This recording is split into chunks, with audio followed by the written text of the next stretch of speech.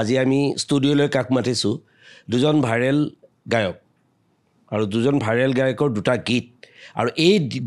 দুটা গীত কেনেকৈ সৃষ্টি হ'ল কেনেকৈ ভাইৰেল হ'ল আৰু এই গীত দুটা কেনেকৈ ৰচনা কৰা হ'ল এই সকলো কথা পাতিম আৰু খুব সুন্দৰকৈ খোলাকৈ পাতিম আৰু কালি যেতিয়া মই ৰাতি শুই আছিলোঁ আজিৰ এই অনুষ্ঠানটোৰ কথা ভাবি মোৰ নিজৰে হাঁহি উঠিছে নিশ্চয় আপোনালোকৰ আজি অলপ মনোৰঞ্জন হ'ব গতিকে মই স্বাগতম জনাইছোঁ দীপক আৰু মনমথ দীপক মোৰ ভাইটি আৰু মনমথ মোৰ একেলগৰ গতিকে আমি সিৰিয়াছ নহওঁ কিন্তু হৈছে নেকি মনমথ সিৰিয়াছ জীৱনত সিৰিয়াছ হৈ পোৱাই নাই সেই শব্দটো নাইয়ে আমাৰ দীপকৰ অলপ মন চন মাৰি আছে কিয় নাই মন মৰা নাই মোৰ মানে ৰাখত অলপ টোপনি ক্ষতি হৈ আছেতো সেইটো কাৰণে এনেকুৱা পাইছে এতিয়া কিন্তু মই দেখা পাইছোঁ দীপক মানে চাৰিওফালে দীপক হা চবতে দীপক য'তে যোৱা তুমি দীপকে হৈ আছে দৰ্শকক প্ৰথমতে আমি দীপকৰ গীতটো শুনাই লওঁ ফুলটো আমি কথা পাতিম এই গীতটো অকণমান এইটো দিলে দৰ্শকসকলৰো অকণমান মানে জোচ এটা আহিব তাকেইতো ফুলটো তুলিব লাগিব ফুল তুলিব আহিছোঁ ফুল তুলিব লাগিব বন্ধু ধৰা এইটো স্কেল চেল দিলে ভালকৈ ল'ব লাগে আমি স্কুলত স্কেল ব্যৱহাৰেই নকৰিলোঁ পুৱাই পুৱাই ফুল তুলিবা তোমাৰ ঘৰত মই যোৱা পুৱাই পুৱাই ফুল তুলিবা তোমাৰ ঘৰত মই যোৱা ফুল বুলি হাতত ধৰিলোঁ ফুল বুলি হাতত ধৰিলোঁ আৰু ঘপককে প্ৰেম গায়া মে দিৱানী বাৰে মাস্তানী আমেৰিকা লণ্ডনত কত ফুল ফৰেইনত আমেৰিকা লণ্ডনত কত ফুল ফৰেইনত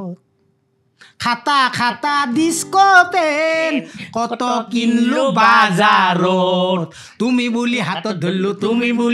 ধৰিলোঁ আৰু ঘপককে হাৰ পাই গেলো মে দিৱানী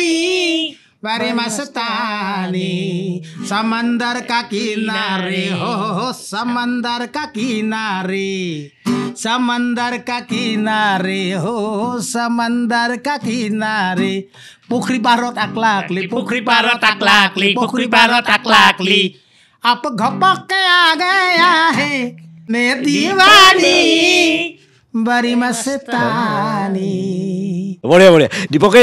মানে সঁচাকৈ মানে মই কৈছোঁ যেতিয়া এতিয়া দৰ্শকসকলে চাই আছে ফুল তুলব পুৱাই পুৱাই ফুল তুলবা সঁচাকৈ ভাইৰেল হ'ব লগা গীত আৰু এই গীতটো দেখা পাইছোঁ কোনে গোৱা নাই মানে ইমান বহুত চেলিব্ৰিটিয়ে গাইছে আমাৰ বা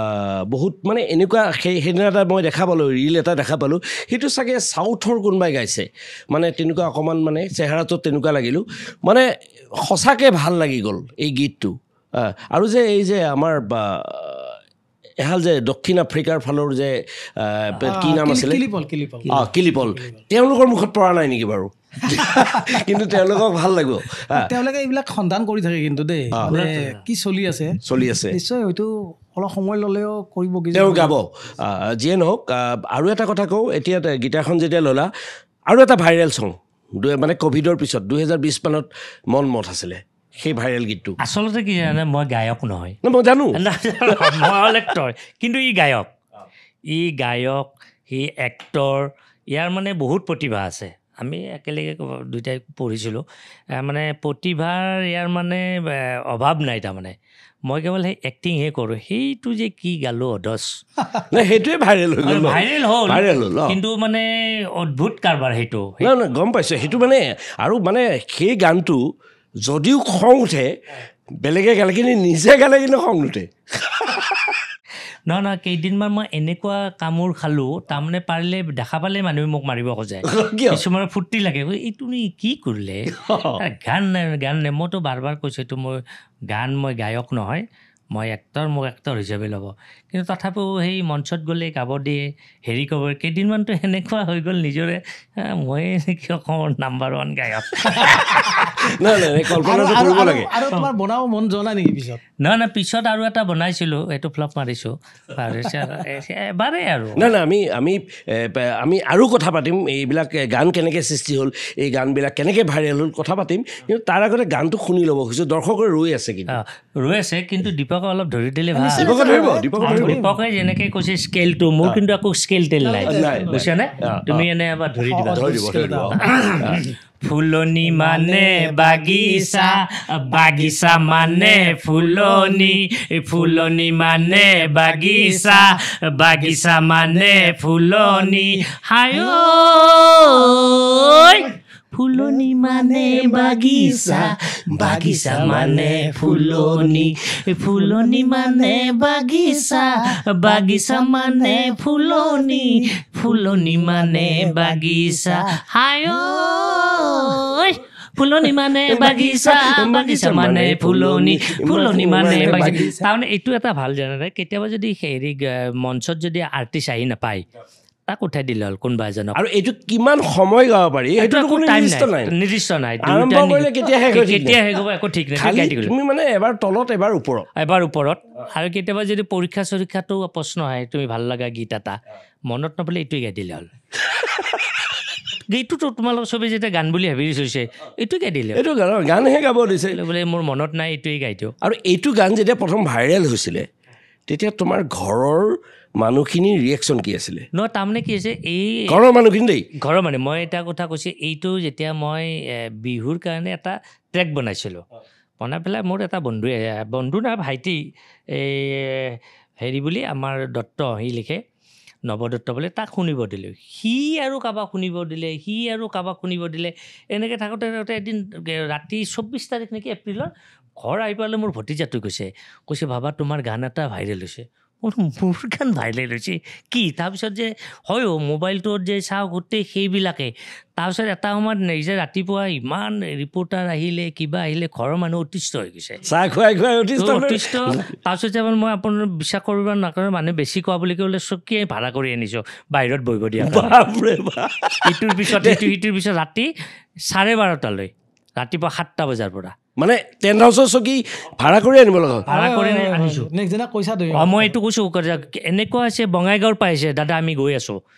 কোনোবাই কৈছে দাদা মই জাগিৰোডৰ পৰাই কৈছোঁ মই গৈ আছোঁ আপোনালোকৰ অকণমান সময় টাইম পালে মই নিজকে ভাবিছোঁ কি কৰিলোঁ দীপকৰ কেনেকুৱা হৈছে ঘৰৰ কথা কৈছোঁ তোমাৰ কথাটো বাদ দিয়া ঘৰতো মানে এনেকুৱা এই মনমথৰ দৰে কণ্ডিশ্যন ভাগ্য ভাল মোৰ যেনিবা এটা ষ্টুডিঅ' আছে ষ্টুডিঅ'ৰ কাষত ৰুম এটা আছে আৰু মই তাৰমানে ফোনটো ৰিচিভ কৰোঁ